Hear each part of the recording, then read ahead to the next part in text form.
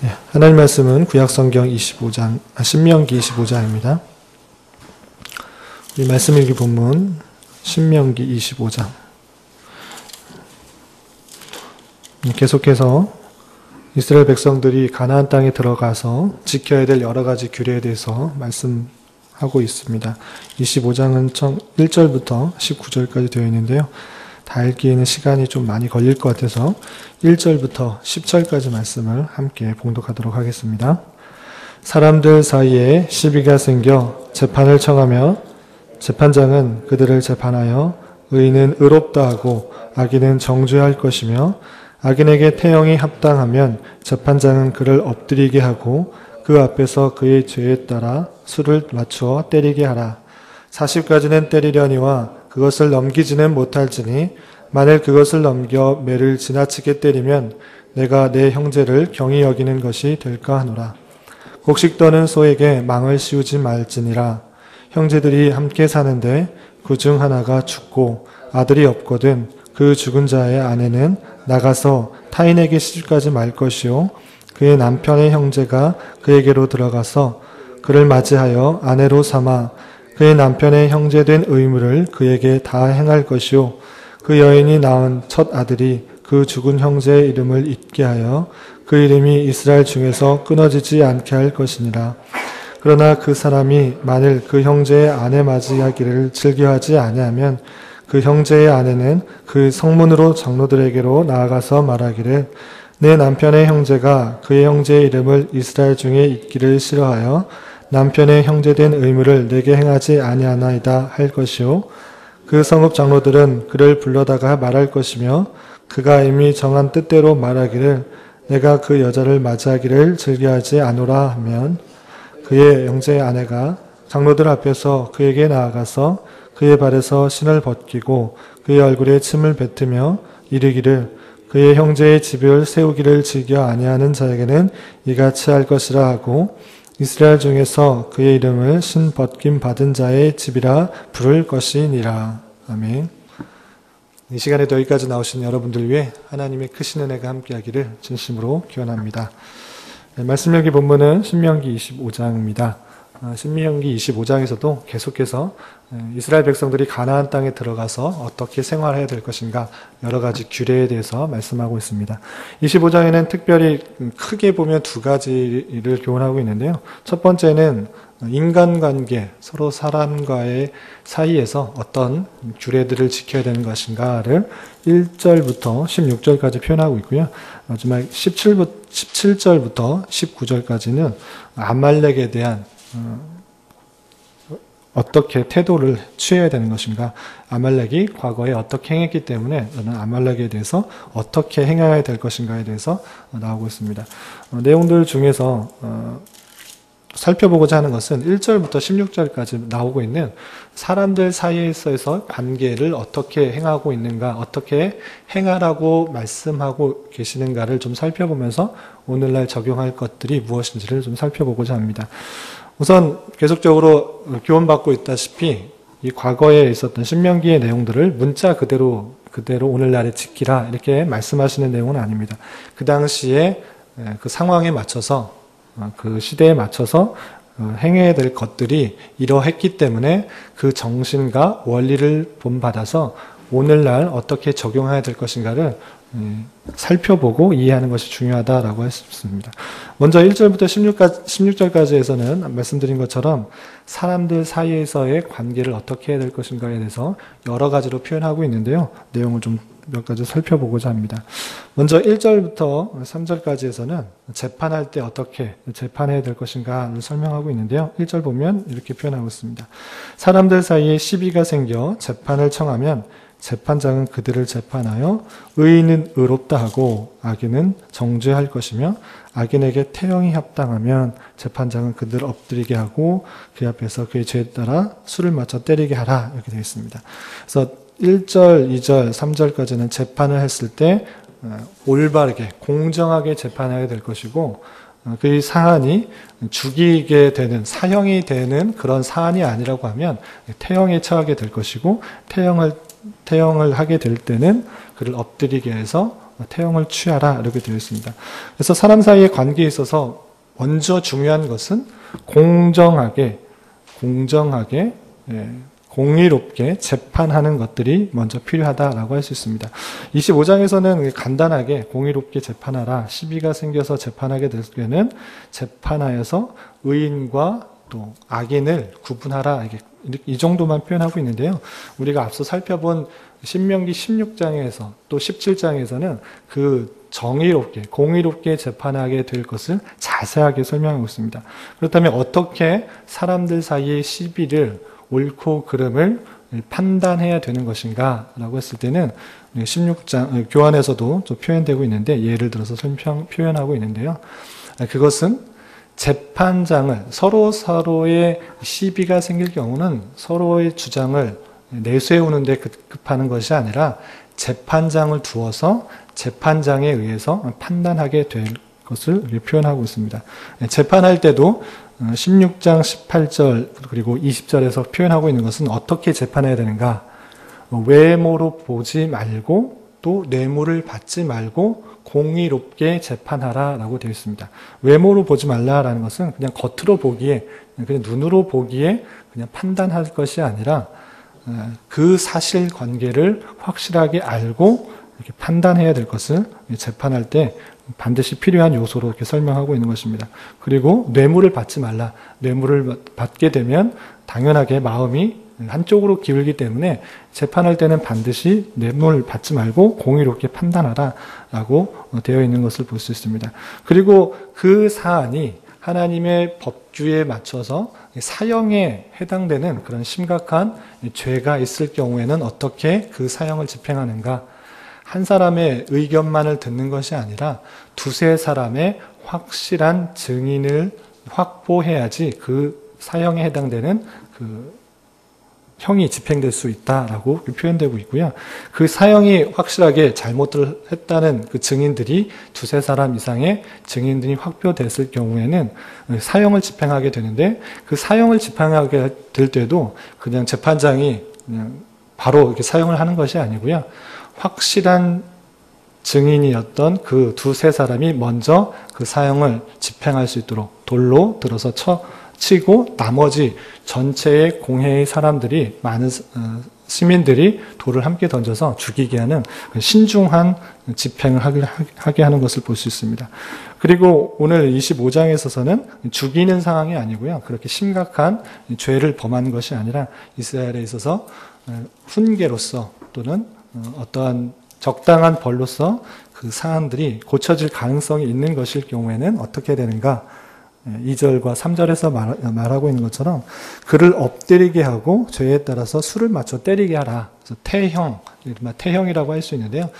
때리는 것으로, 태형을 집행하는 것으로 그 잘못된 것을 고칠 수 있을 경우에는 이렇게 집행하라고 하고 있는 것입니다.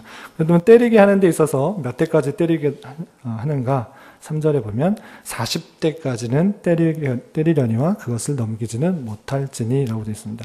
그래서 40이라는 숫자 성경에 많이 등장하고 있는데요. 모세가 40살까지 이집트에 있었고 또 80세가 되어서 또 부르심을 받았고 120세 죽었다. 그리고 다윗이나 솔로몬이 40년 동안 그런 통치를 한 그런 성경의 내용도 나오고요. 주님께서도 40일 동안 금식기도 하셨던 그런 모습들도 광야에서 표현되고 나오고 있습니다. 왜 40까지 이렇게 때리게 하였는가? 성경에 40이라는 숫자가 가득 찬 수, 어떤 것에 있어서 충만한 그런 의미들을 내포하게 됩니다. 그래서 40까지 때린다 했을 때는 물론 그 아픈 정도의 차이로 막은 것도 있지만 상징적으로 40까지 때리는 것들은 그 사람들의 형벌을 최고로 가득하게 주는 것으로 이렇게 하기 위해서 40까지 때렸고요. 그리고 3절 하반절에 보면 그것을 넘겨 매를 지나치게 때리면 내가 내 형제를 경히 여기는 것이 될까 한다. 40대까지 때렸다고 하면 그 형에 따라서 충분히 가득하게 형을 집행한 것이기 때문에 그것을 넘게 때리는 것은 그 사람의 인격을 또 사람 됨됨이를 너무 무시하는 것이 되기 때문에 때리는 것도 한계를 주어서 이렇게 표현하고 있는 것입니다. 그래서 내가 내 형제를 경히 여기는 것이 되지 않게 하기 위해서 40대까지 때리도록 이렇게 하는 것을 볼 수 있습니다.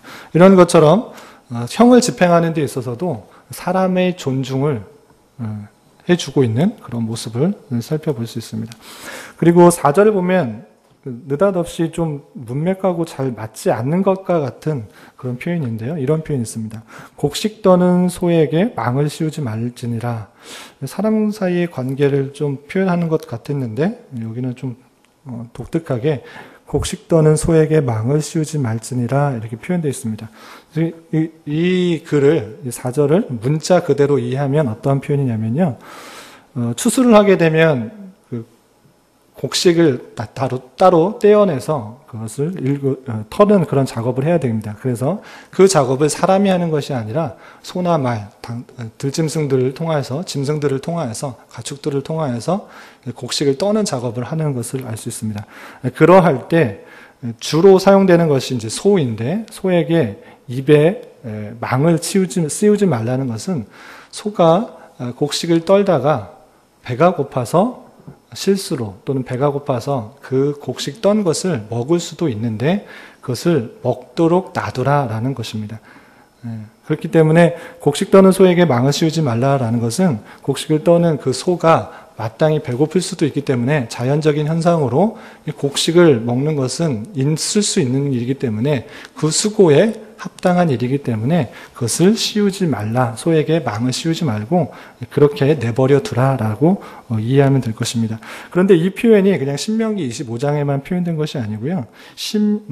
바울 서신에 2번이나 반복하면서 인용하면서 우리에게 적용할 것들을 표현하고 있습니다. 여러분들 교환에도 나와 있는데요. 두 구절을 좀 찾아보도록 하겠습니다. 고린도전서 9장 9절에 이 구절이 그대로 인용되어서 바울 사도가 표현하고 있는 것인데요. 어떻게 인용하여서 신약 시대에 적용하고 있는가를 좀 살펴보도록 하겠습니다. 고린도전서 9장 9절입니다. 함께 읽어보도록 하겠습니다. 모세의 율법에 곡식을 밟아 떠는 소에게 망을 씌우지 말라 기록하였으니 하나님께서 어찌 소들을 위하여 염려하심이라. 10절까지 오로지 우리를 위하여 말씀하심이 아니냐. 과연 우리를 위하여 기록된 것이니 밭가는 자는 소망을 가지고 갈며 곡식 떠는 자는 함께 얻을 소망을 가지고 떠는 것이니라. 예. 여기서도 인용되고 있고요. 또 디모데전서 5장 18절에서도 같이 인용되고 있는데요. 한번 좀 찾아보도록 하겠습니다. 신약성경 디모데전서 5장 18절.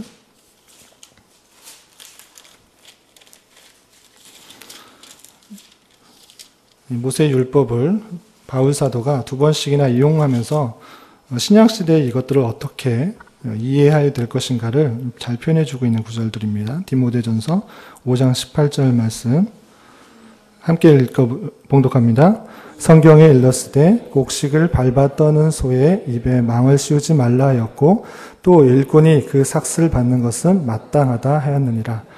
예, 여기서도 표현되고 있는 바울이 2번씩이나 표현되고 있는 것은 무엇이냐면 그 소가 그에 합당한 일을 하였고 그것에 따라서 노력에 대해서 그 곡식을 먹는 것이 합당하기 때문에 굳이 남들이 하는 대로 그것을 좀 더 아끼고 사람들이 더 좀 많이 먹어보겠다고 더 이득을 취하겠다고 소에 망을 씌우지 말라라고 했던 것입니다. 그런 것처럼 디모데전서 5장 18절에서도 설명하고 있듯이 일꾼이 그 삭슬을 박는 것이 마땅하다라고 이렇게 표현하고 있는 것입니다. 디모데전서 5장에서의 전체적인 문맥은 장로들에 대해서 배나 존경할 자로 알되 말씀과 가르침에 수고하는 이들에게 더욱 그리할 것이다. 수고한 사람들은 마땅히 그에 대한 존경과 사랑을 받아야 될 것이고 그렇기 때문에 그것의 예로서 성경에서 말하고 있는 곡식을 밟아 떠는 소의 입을 망을 씌우지 말라. 왜냐하면 일꾼이 그 삭슬 받는 것이 마땅하기 때문에 장로들이 배나 또 존경을 받고 또 수고하는 일들에게 더욱 사랑과 존경을 표하는 것이 마땅하다라고 인용을 하면서 이 부분을 이용하고 있습니다. 그러니까 곡식을 밟아 떠는 소의 입에 망을 씌우지 말라라고 하는 것은 1차적으로는 그 노력에 수고한 대로 합당하게 그 대가를 치르는 것이 마땅하다. 소에게도, 하물며 소에게도 열심히 일했기 때문에, 곡식을 떠는 수고를 했기 때문에 입에 망을 씌우지 말고 배가 고프고 허기가 지면 곡식을 먹는 것들을 허용하도록 했던 것이고, 그것은 1차적으로 그것에 그치는 것이 아니라 하물며 인간관계에 있어서도 기본적으로 지켜야 될 수고와 노력들이 있다고 하면 그것을 존중해주고 지켜야 되는 것이 마땅하다라고 이해하면 될 것입니다. 그래서 신명기 25장에 인간관계에 나오는 그런 표현에 있어서 이 소에 대한 이야기를 했던 것은 1차적으로 소에 대해 수고에 대해 합당한 노력의 대가를 주는 것이 마땅하다라는 것으로 이해해야 될 것이고요. 그것에 그치는 것이 아니라 전체적으로 인간관계에 있어서의 기본적인 인권이나 보호를, 노력에 대한 수고를 해주는 것이 마땅하다라고 이해하면 될 것입니다. 그리고 5절 이하 10절까지에서는 죽은 형제에 대한 의무를 이렇게 표현하고 있습니다. 이것들은 룻기의 배경이 되는 그런 율법인데요. 간단하게 말하면 이렇습니다. 형제 사이에 누가 한 명 결혼을 하였는데 누가 한 명 남자가 죽게 되면 죽은 사람의 형제가 그 아내, 죽은 사람의 아내를 취하여서 계대를 잇도록 이렇게 하는 법입니다. 이것을 형사취수제도 또는 수원법, 계대 결혼법이라고 하는데, 이스라엘은 그렇게 함으로 말미암아 그 여자가 다른 남자, 이방 사람과 결혼하여서 종족이 다르게 피가 섞이고 이방 문화가 들어오게 하지 않고 이스라엘의 문화와 민족들이 잘 계승될 수 있도록 그렇게 하는 방법들을 취했던 것입니다. 만약에 그런 것들을 거부하게 된다고 하면 장로들에게 와가지고 모욕을 받으면서 나는 신복김을 받은 자다 이렇게 표현을 하면서 그렇게 수치와 모욕을 당할 정도가 아니라고 하면, 정말 그렇게 행할 상황이 아니라면 형제의 계대를 이을 수 있도록 이스라엘 민족의 계대를, 문화와 민족들의 혈통이 이어질 수 있도록 하게 하는 그런 의무들을 지어야 된다라고 할 수 있습니다. 이것도 오늘날 물자 그대로 지킬 수 있는 것은 아니고요. 왜 그렇게 했는가?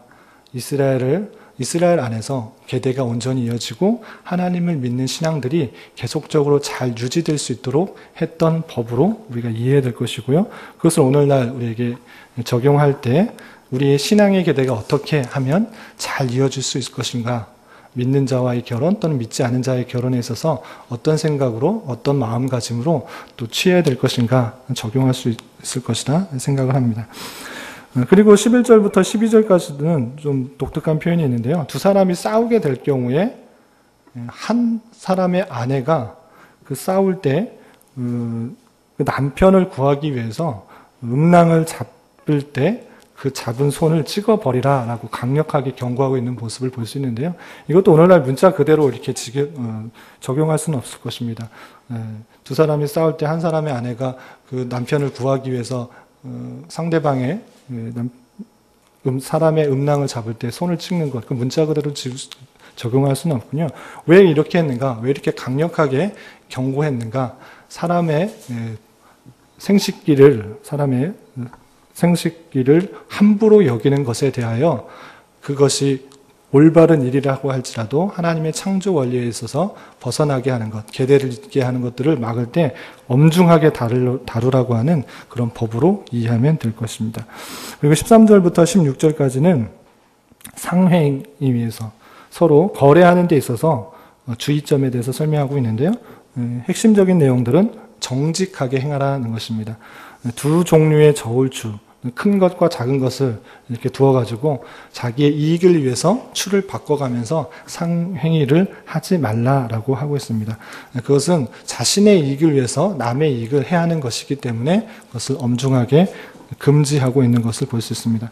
이런 말씀들을 오늘날은 추로 이렇게 하는 것이 아니고 다 저울로 하고 그렇게 하기 때문에 문자 그대로는 적용할 수는 없지만, 비록 상행위에서뿐만 아니라 어떤 사람들의 사이의 관계에 있어서 정직하게 행하는 것, 바르게 행하는 것, 하나님 앞에서 떳떳하게 행하는 그런 모습들이 필요한 것으로 교훈할 수 있습니다. 이런 말씀들을 대하면서 오늘날 우리가 어떻게 사람들을 대하는지 되돌아 보았으면 좋겠습니다. 정말 하나님의 창조의 원리에서 사람들의 인격들을 존중하면서 살아가고 있는지, 또 정직한 가운데 살아가고 있는지, 그렇지 않고 내 자신만의 이익을 위해서 살아가고 있는지, 또 신앙의 계대를 이루기 위해서 관심을 가지며 살아가고 있는지, 현대 사회로 들으면서 점점 더 개인화되기 때문에 인간관계를 잘 맺지 않는 경우가 많이 있는 것을 보게 됩니다. 나의 생각이 다르고 또 관심이 다르고 성격이 다르면 만나지 않으면 그만이다라는 그런 현대적인 그런 분위기 속에서 신앙생활을 하는 경우가 너무 많이 있는 것 같습니다. 그러할 때 오늘날 이런 말씀을 대하면서 하나님께서 주신 인간관계에 있어서 하나님의 창조의 원리와 또 신앙의 계들을 잘 지키기 원한 것, 그리고 정직하게 행하려는 그런 모습들 가운데 하나님께서 주신 인간관계를 잘 해나갈 수 있지 않을까 생각을 해보게 됩니다. 오늘 하루 또 지내시면서 여러 가지 또 여러 모양으로 또 사람들을 많이 만나게 될 터인데, 그 하나님의 백성답게 또 인간관계를 잘 맺어갈 수 있는 성도의 품위와 존귀를 잘 지켜나갈 수 있는 저와 여러분이 되시기를 주님의 이름으로 부탁을 드리겠습니다. 기도하겠습니다. 하나님 아버지, 오늘 말씀을 통하여서 여러 가지 인간관계에 대해서 교훈 받았습니다. 이 땅에서 살아갈 때 혼자 살도록 두지 않고 여러 사람들과 어울려 함께 살며 지내게 하셨사오니 내 자신만을 위해서 살아가는 것이 아니라 주님께서 만들어주신 창조 원리와 사람들의 기본적인 권리들과 관계를 생각하며 바르고 정직하게 살아갈 수 있도록 인도하여 주시옵소서. 주님, 그러나 다른 사람을 만나고 여러 가지 관계하는 것이 우리에게 쉽지 않은 것을 발견합니다. 그렇지만 그 모든 관계를 통하여서 하나님의 성품들로 변화되는데 수단이 되게 하여 주시고, 날마다 더욱더 내 자신을 훈련하고 또한 연단받는 시간이 될 수 있도록 주장하여 주시옵소서. 나라와 민족을 위해 기도합니다. 여러 가지 갈등과 또 분열 속에 있는 우리 나라 가운데 서로를 이해하고 용납할 수 있는 나라가 되게 하여 주시며, 하나님을 두려워하며 백성을 진정으로 위할 수 있는 위정자들이 잘 세워질 수 있도록 인도하여 주시옵소서. 특별히 이 나라에 있는 여러 교회들을 주님의 선한 도구로 사용하여 주셔서 어둠 속에서도 참된 빛을, 썩어져가는 사회 속에서도 소금의 역할들을 잘 감당할 수 있도록 인도하여 주시옵소서. 또한 우리 교회가 받은 기회가 무엇인지를 잘 생각해 보며 진리의 말씀을 잘 분별하고 삶으로 잘 실천하며 이 시대에 주님께서 귀히 사용하시는 교회가 되게 하여 주시고, 부르심의 한 소망 안에서 화목과 화합함으로 힘들고 지친 영혼에게 힘과 위로가 되는 교회가 되게 하여 주시옵소서. 이를 위해서 앞서 세우신 담임 목사님 영육간에 강건하게 하여 주시고, 교회의 여러 가지 부족한 점과 연약한 점들을 잘 바라보게 하시며 주님의 말씀으로 잘 교훈하여 주님의 교회를 든든히 세우며 이끌어가는데 부족함이 없도록 인도하여 주시옵소서. 세우신 여러 중직자들에게도 지혜와 능력을 더하여 주시고 겸손함과 충성함으로 맡겨진 일들을 잘 감당케 하시며 온 교회의 사랑과 존경을 받는 자들이 되게 하여 주시옵소서. 오늘은 주일을 준비하는 한 날입니다. 교역자들뿐만 아니라 온 성도들이 말씀을 사모하며 주일을 잘 준비하는 시간 되게 하여 주시옵소서. 교회 내 여러 병약자들이 있습니다. 주님께서 친히 함께 해주셔서 주님의 선하신 인도하심을 경험하며 평강 가운데 감사의 고백이 늘 넘쳐나게 하여 주시옵소서. 주님, 이 시간 계속해서 각자 간과하는 음성 주님께서 들으시고 주님의 뜻 가운데 가장 선한 것들로 열매 맺게 하여 주시옵소서. 예수님의 이름으로 기도드리옵나이다. 아멘. 하늘에 계신